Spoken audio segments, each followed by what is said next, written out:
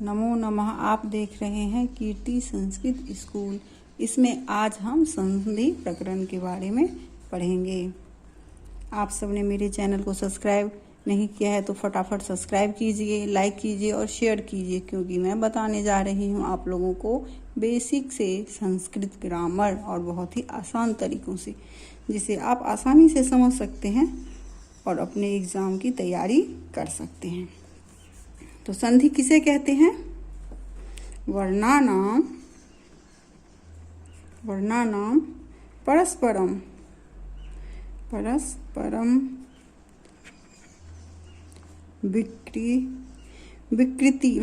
विकृतिमत संधानम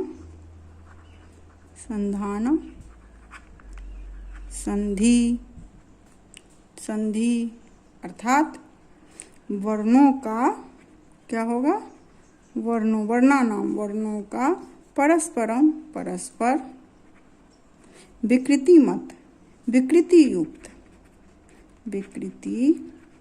युक्त संधानम संधि मिलना, संधि कहलाता है। ये हमारा सूत्र हुआ। वर्णानाम परस्परम विकृति मत संधानम संधि। वर्णों का परस्पर आपस में विकृति के साथ मिलना संधि कहलाता है। इसका एक और ऐसे भी परिभाषा दे सकते हैं, वर्णानाम संधानम संधि। इसको हम ऐसे भी शॉर्ट फॉर्म में कर सकते हैं। वर्णानाम संधानम संधि अर्थात दो वर्णों के मेल से जो विकार उत्पन्न होता है, जो परिवर्तन होता है, उसको संधि कहते हैं। आप सबको समझ में आ गया संधि किसे कहते हैं? दो वर्णों के मेल से जो विकार उत्पन्न होता है उसको संधि कहते हैं। वर्णों के परस्पर विकृति युक्त मिलने को संधि कहते हैं।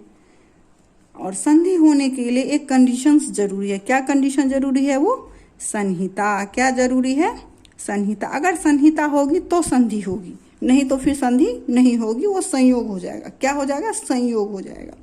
तो संधि होने के लिए सबसे पहले क्या जरूरी है? संहिता। तो संहिता किसे कहते हैं? इसका सूत्र है परः सन्निकर्षः संहिता अर्थात इसको देख लेते हैं पहले। क्या ये सूत्र हमें क्या कह रहा है? वर्णों की अत्यंत समीपता को संहिता कहते हैं। संहिता कहते हैं। परः सन्निकर्ष संहिता। वर्णों की अत्यंत समीपता को संहिता कहते हैं। और संहिता होने पर ही संधि होती है। ठीक है। अत्यंत समीपता क्या हुआ? है ना, अत्यंत समीप का क्या अर्थ हुआ? तो अत्यंत समीप का अर्थ हुआ जैसे, इसका एक उदाहरण से हम देख सकते हैं। सुधी जोड़ उपास्य है ना। तो ये जो जोड़ का निशान है ये संधि का निशान हुआ। इसको आप संधि का निशान समझिए। तो संधि के निशान से पहले वाले वर्ण में और संधि के निशान के बाद वाले वर्णों में बहुत कम, मतलब किसी का नहीं है। इधर भी स्वर है, इधर भी स्वर है, तो यहाँ पर संधि हो जाएगी, है ना। स्वर से व्यंजन भी हो सकता है, विसर्ग भी हो सकता है, लेकिन इनमें और किसी चीज का व्यवधान नहीं है, व्यंजनों का व्यवधान नहीं है। अत्यंत समीप है ये लोग, है ना। ये दो वर्ण, इनके मध्य कोई अन्य वर्ण नहीं है ना। यहाँ ई और ऊ के मध्य कोई अन्य वर्ण नहीं है ना। तो यहाँ पर क्या हो जाएगी? नहीं है। तो यहाँ पे संधि हो गई, संहिता हो गया। ये क्या हो गया हमारा? संहिता हुआ। और संहिता हुआ तो क्या होगा? संधि होगा, है ना। संधि होगा। ऐसे एक और उदाहरण देख सकते हैं हम। राम जोड़ ईश्वर। क्या है? राम जोड़ ईश्वर। तो रामेश्वर हो जाएगा, सुधी जोड़ उपास शुद्धियोपास हो जाएगा, है ना। तो यहाँ पर संधि निशान से पहले वाले वर्ण में, इधर वाले वर्ण में अन्य वर्ण का व्यवधान नहीं है। अन्य वर्ण का व्यवधान नहीं होने के कारण इस यहाँ पर संहिता संज्ञा होगी, और संहिता संज्ञा होने के कारण यहाँ पर हमारा संधि होगा। ठीक है।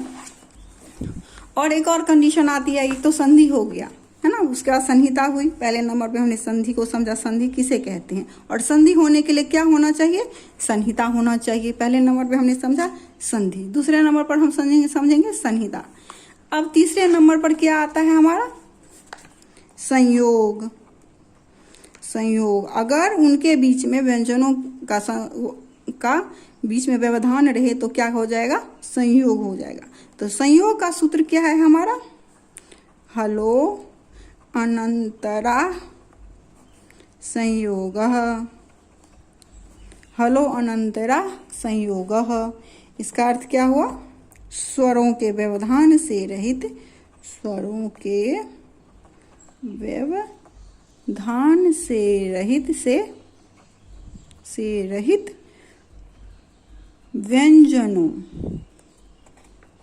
व्यंजनों की संयोग संज्ञा होती है, संयोग संज्ञा होती है। जैसे कि उदाहरण से देखेंगे हम तो समझ में आएगा हमें अच्छे से, है ना। जैसे कि इंद्र है, इसका वर्ण विच्छेद करेंगे तो क्या होगा, ई होगा, उसके बाद जोड़ न हलंत होगा, जोड़ द हलंत होगा, जोड़ र होगा, जोड़ अ होगा। अब इन तीनों को देखिए, न द र, है ना, न हलंत कॉमा द हलंत कॉमा र हलंत, है ना।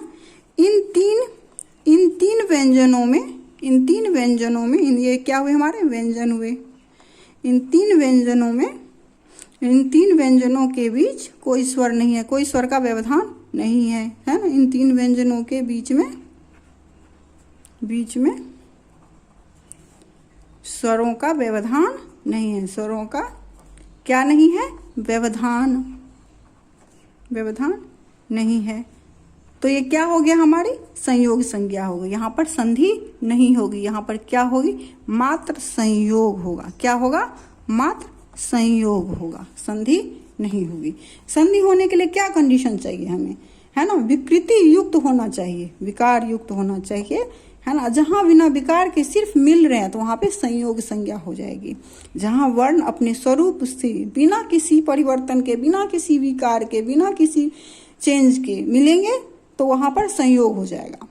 और यदि जब वे विकृति होकर एक स्थान पर मिलेंगे और उनके जगह पर एक नया आदेश हो जाएगा, नया आदेश माने नया वर्ण आ जाएगा, तो जहां पर नया वर्ण आएगा तो वहां पर विकृति हो गया, परिवर्तन हो गया। तो परिवर्तन होने के कारण वहां पर क्या होगा, संधि होगा। आप लोगों को समझ में आ गया संयोग और संधि में अंतर। संयोग में सिर्फ वो शब्द, वो वर्ण मिल जाएंगे आपस में, जैसे इंद्र में मिल गए, और संधि में उनके जगह पे नया आदेश हो जाएगा, विकृति युक्त, विकार युक्त, परिवर्तन युक्त मिलना होगा, तो वहां पर संधि होगी। और संधि होने के लिए संहिता का होना बहुत जरूरी है। तो संधि होगी, कोई कंडीशन है, जैसे पानी को 0 डिग्री पर हम लाएंगे तभी वो बर्फ में बदलेगा, उससे पहले वो बर्फ में परिवर्तन नहीं होगा। तो उस कंडीशन को फुलफिल करने के बाद ही वो पानी जो है बर्फ में बदल गया। उसी तरह से संहिता होने पर ही, वो कंडीशन आने पर भी, जहां पर किसी का व्यवधान नहीं होगा तो संधि होगी हमारी। चलिए अब हम आगे संधि के बारे में पढ़ेंगे कि संधि क्या है, कितने प्रकार की होती, संधि क्या है तो अभी हमने पढ़ लिया। अब संधि कितने प्रकार की है, संधि के भेद, संधि के हमारे कितने भेद हैं। तो संधि के कितने भेद हैं, हमारे 3 भेद हैं। बहुत अच्छे, सभी बच्चे जानते हैं संधि के हमारे 3 भेद होते हैं। पहला स्वर संधि, दूसरा हमारा व्यंजन संधि, तीसरा हमारा हो जाएगा विसर्ग संधि, तीसरा हमारा हो गया विसर्ग संधि। पहला हुआ स्वर संधि, व्यंजन संधि, और फिर हुआ हमारा विसर्ग संधि। ठीक है। अगर आपने अभी तक मेरे चैनल को सब्सक्राइब नहीं किया तो सब्सक्राइब कीजिए, लाइक कीजिए और शेयर कीजिए। कमेंट करके बताइए अगर आपको कहीं भी संधि में या मेरी पढ़ाई किसी भी टॉपिक में कोई भी दिक्कत है तो उसको मैं नेक्स्ट वीडियो में उसको क्लियर करूँगी, है ना।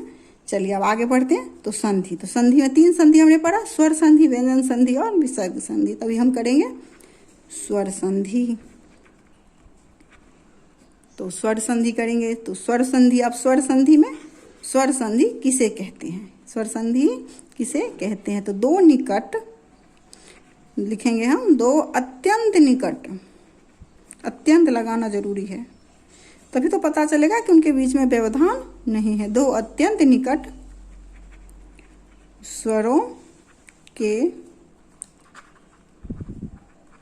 स्वरों के मिलने से जो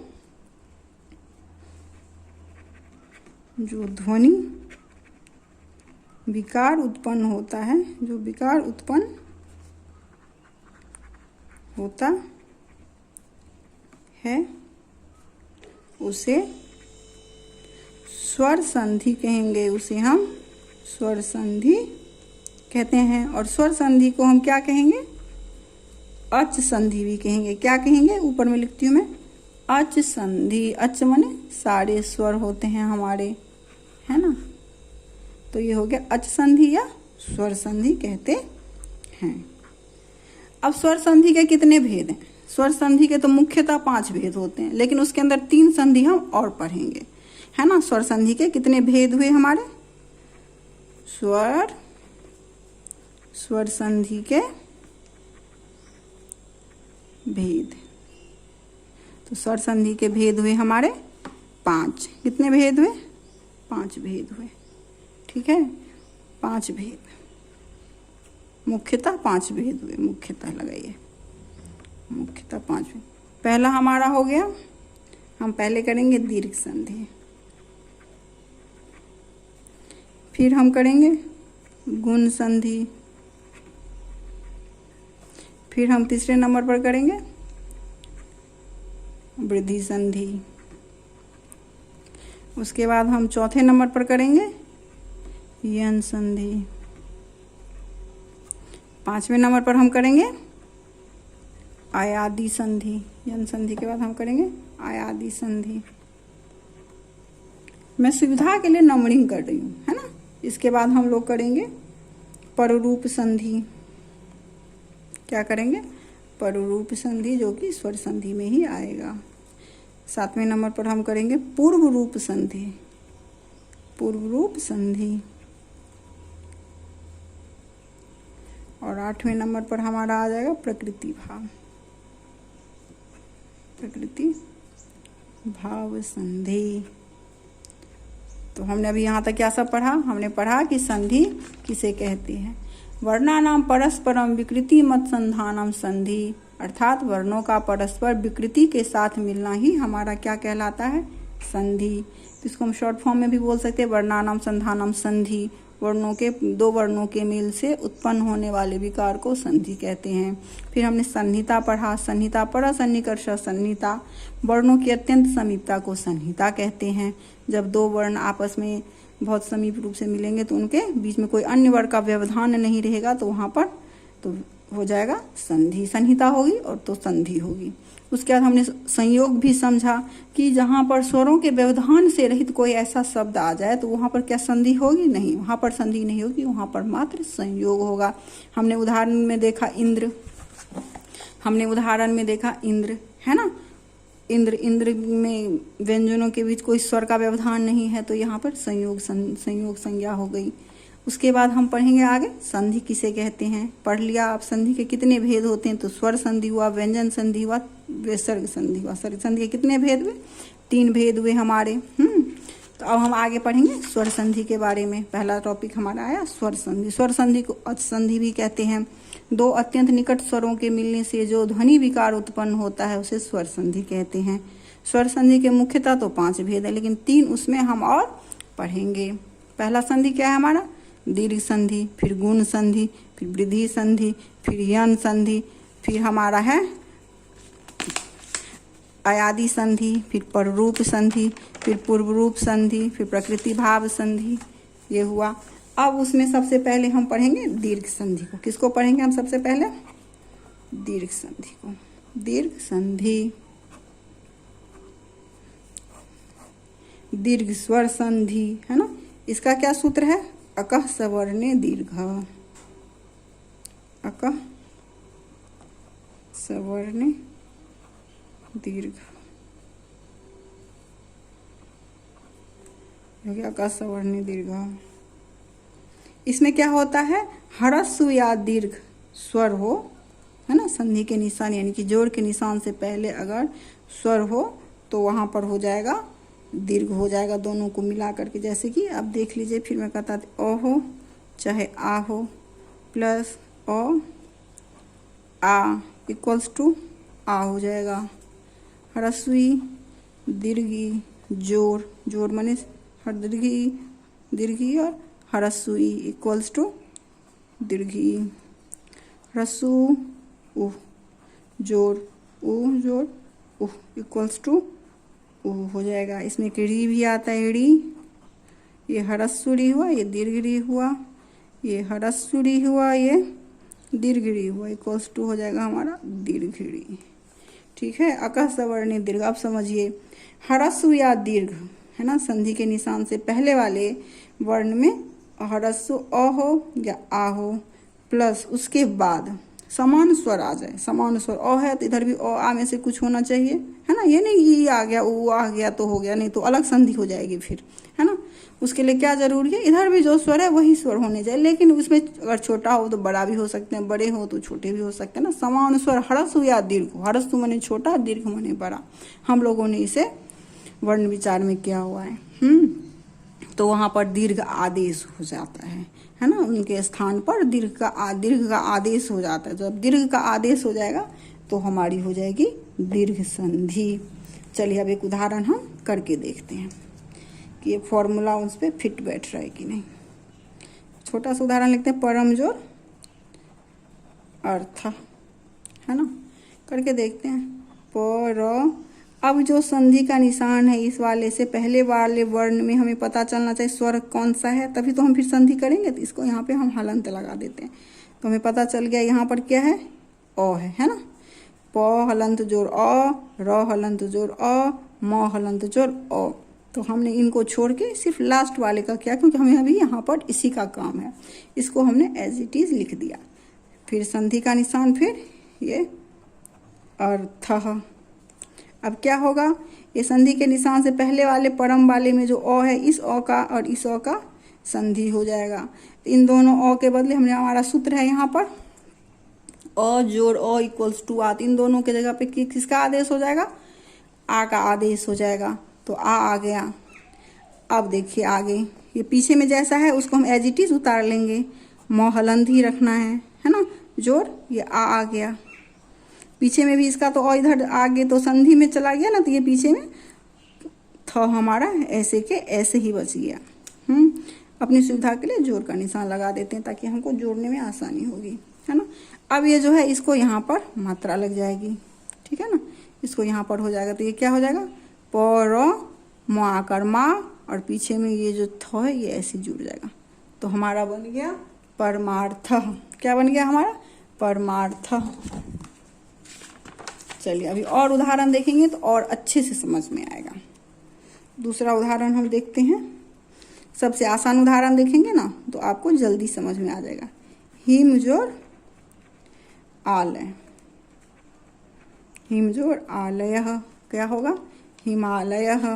अब इसको भी करके देखिए। ह म में से हमने हलंत लगा के इसका स्वर और व्यंजन अलग अलग कर लेंगे। अ प्लस संधि का निशान प्लस आलय, संधि के निशान का एक से पहले वाले वर्ण में और संधि के निशान के पूर्व और पर वर्ण और पूर्व वर्ण में से संधि हो जाएगी। तो यहाँ पर आ जाएगा हमारा आ। इन दोनों स्वरों के जगह पे आ आदेश हो गया। पीछे में जैसा है उसको हम एज इट इज उतार लेंगे। तो ही म हलंत जोड़ आ, पीछे में हमारा लय ऐसे का ऐसे लिखेंगे, है ना। अब सबको हम जोड़ लेंगे, इकट्ठे कर देंगे। जोड़ना है, संधि बनानी है ना, इसको इधर बन जाएगी, मात्रा लगेगी। तो ही म में आ की मात्रा हिमा, पीछे का ल और या ऐसे जाएगा। तो क्या बन गया हमारा नया वर्ण? हिमालय। और आ की जगह पर क्या आदेश हो गया? आ आदेश हो गया। तो ये बन गया हिमालय। अब आप तीसरा उदाहरण एक और देखिए। कवि जोड़ इंद्र, कवि जोड़ इंद्र, इसका एक करके देखते हैं, ई की मात्रा वाले, है ना। क व हलंत जोड़ हरस्सुई, कौन सा ही है? हरस्सुई जोड़ हरस्सुई न अद्र। इस हरस्सुई और इस हरस्सुई में संधि होगा, है ना। व्यंजनों के व्यवधान से रहित है ये, तो यहाँ पर हो जाएगा हमारा दीर्घ ई। इसको हम एज इट इज यहाँ उतार लेंगे, ठीक है ना। क व हलंत जोड़ दीर्घी, दीर्घी आदेश हो गया प्लस न और द्र, ऐसे के ऐसे हम अपनी सुविधा के लिए कर लेते हैं। अब इसको यहाँ पे मात्रा लगाइए, तो बन जाएगा क दीर्घी की मात्रा वी और द्र, कविंद्र।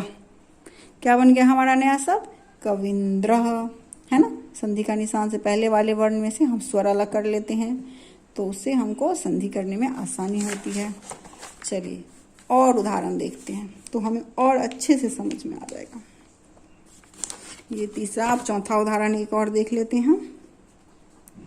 श्री जोर ईशः, श्री जोर ईशः, तो श्रीश हो गया, कैसे बनेगा?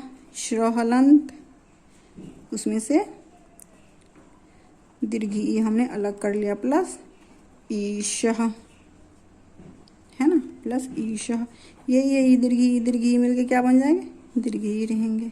अब यहाँ आ जाएगा श्र हलंत जोड़ दीर्घी ई जोड़ श, तो क्या हो जाएगा?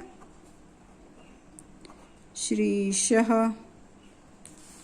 आ गया ना समझ में? श्रीशः ऐसे करके हमने किया, इधर से स्वर अलग कर लिया, फिर इसके स्वर और इसके स्वर में संधि हुई, तो दीर्घ आदेश हो गया। दीर्घ आदेश होने के उस आदेश को पीछे वाले वर्ण में हमने जोड़ दिया, तो श्रीशः बन गया। इसके बाद आप करके एक देखते हैं, पांचवा, वधू जोड़ उत्सव, वधू जोड़ उत्सव,